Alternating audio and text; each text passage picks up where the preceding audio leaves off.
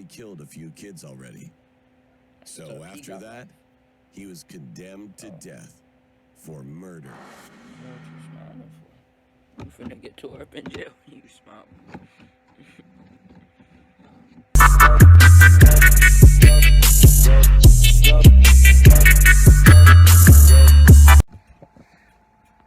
What up, guys? I'm back with another video, and today, y'all already know, we finna be reacting to some scary stories, I guess. We gonna see if they're scary. The first one we're gonna be watching is True Quarantine Story. Let's get it. Bro, I'm chilling. It's like, what, 1:30 in the morning. And I'm watching some creepy crap, bro. It's not gonna be uploaded at the time, but like, yeah. Right now I'm recording this one. Alright, let's just get into the video. Subscribe to IMR Scary Tales and watch spine-chilling horror stories almost every day. And don't forget to click on the bell icon. I've been staying in my apartment in Jersey City during this coronavirus epidemic. My roommate has since gone home to Ohio to stay with her family during all of this, so I've been in the apartment alone. I've been mostly just watching new movies and shows. I try not to go out too much because my city's pretty bad right now. A couple of days ago, I was running extremely low on food, so I had to make a mandatory grocery run. I went to the nearby Trader Joe's wearing a mask and gloves, which, considering the insane line and the limited stock, turned out to be a good idea. On my walk back home in the dark, I realized the streets were even quieter than they were the last time I went shopping, just a week before. Suddenly, out of an alleyway, some guy wearing a mask and gloves approaches me. He had a baby, wrapped in a hoodie and a small blanket in his hands. He seemed really sincere and asked me to let him take his son to my apartment real quick so he could change his diapers and feed him his food. He swore to me that he was clean and that he just really needed this favor for 5 minutes. It seemed like an emergency, and hearing the baby's little cries and the fact that this man even had a child with him, it just seemed really sincere, and the soft part of me agreed. I let him into my apartment building. It was only a short walk from there. We walked up the 3 stories to my apartment, and I let him inside, asking him to close the door behind him. I cleared a spot on the living room table for him to change his child's diapers and whatever. When I turned around, I saw the man snooping around in a strange way. He'd gone into my kitchen to do God knows what. I called over to him, letting him know that I'd set up the table for him to use. He didn't answer. I started getting confused. I walked into the kitchen and saw him looking around suspiciously. But what really confused me was the fact that the man was holding what I thought was his child with just one hand. It took me a second to realize it wasn't a child. It was just a baby doll wrapped in a blanket. One of those realistic ones that can make crying noises. He looked to me and suddenly pulled a gun out of his pocket. That's where things went from 1 to 100 real quick. With a gun aimed straight at my head, he said something like, "I'm gonna take what I want, and you're gonna stay in my sight." Of course, I had to say, okay.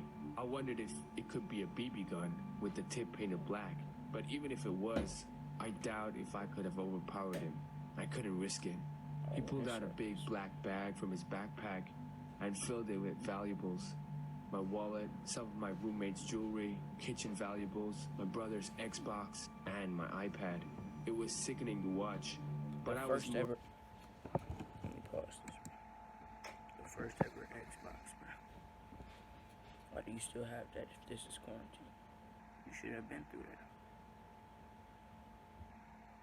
Scared of him pulling the trigger of that gun. He filled his bag and threw the fake baby in it as well. And then he left. I called the cops first thing. They came and helped me get in touch with the building owner to check out the CCTV footage. Of course, it didn't help him much, since his face was covered by a mask, making it near impossible to even discover who he was. All I can do is urge everyone to be careful. Don't trust anybody. Stay indoors until all of this is over. Of course. First off, the coronavirus isn't real. This is all a distraction. So of course I ain't trusting nobody, bro. You know, there's no telling what they could have for real. All these people taking these precautions with their mask will actually kick some crap, bro. Believe in everything on the news. It's fake. The news tells lies, everything. I already know. We gonna go on mission. So yeah, no problem. Let's go.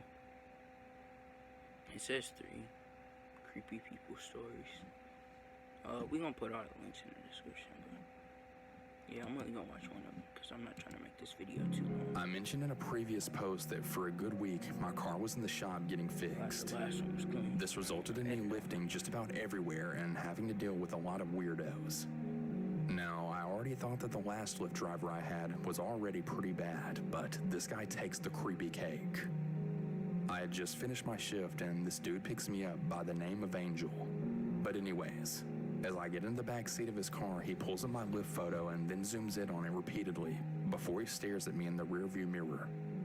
This is you? He asks. Yeah. No, no way. How old are you? You look so cute. How old are you? As he says this, he keeps pulling up my Lyft photo. I'm 22. What? How old were you when you took this photo? You look like a child. You're so cute. Wow. In my head, I was just like, 2 years ago. Get off my... You know some suspects so far. You look like a child. Wow. So you like children. I already seen multiple people go to jail for that. Watch, bro. Let me get back to him. But instead, I didn't really answer and just kind of brushed him off. He continues driving, all the while staring at me whenever he can. We get to a red light and he changes the radio station from Katy Perry to the Spanish channels. I instantly groan inside because I'm mixed race and this is getting pretty old for me. A lot of people do this thing to me where they try and see if I can speak their language or know enough about their culture, as if to approve me or something. You speak Spanish? You know this song? This is real Spanish music. You should give it a listen. No, I don't speak Spanish, thanks. Do you know any Spanish artists? No, I don't. Well, that's okay. Even if you don't speak Spanish, you'll do good on your honeymoon. I ask what he means by that, and he doesn't really give me an answer. Instead, he asks what my work schedule's like, how many days a week I work, is it always at that location, do I live alone, etc. I answer him instead in half-truths, saying, oh, I don't have a schedule yet or a fixed location as I'm training between locations. That way he can't really find me or know my routine at all. He just nods and hums, all the while still just glancing at me right in the mirror. Hopefully. A car cuts him off and then he honks before stating loudly, Move! Move! I have a really pretty girl in the backseat of my car. I tell him to let me out of the corner, and he says no, that he'll take me to my door. Because I don't want it to be too obvious that I'm freaked out, I tell him to go up to these random townhouses which are all connected by a path and park. He lets me out at the front of some random house, and I move behind it and then wait until he drives off before I zigzag around all of these pathways. I mean, hell. I almost got lost myself by walking around all these weird pathways until I finally found myself home.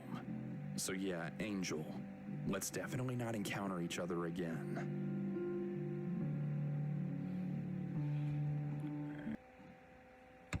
I really haven't been that scared this far.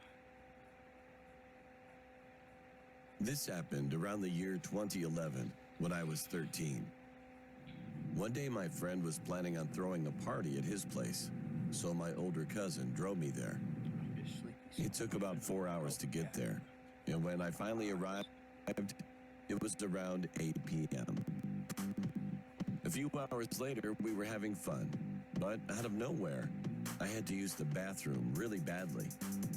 About 5 minutes had passed, and while I was in the bathroom, I heard a crunching noise coming from the woods. At first, I thought it was someone who arrived late to the party, but all of a sudden, I heard loud banging on glass.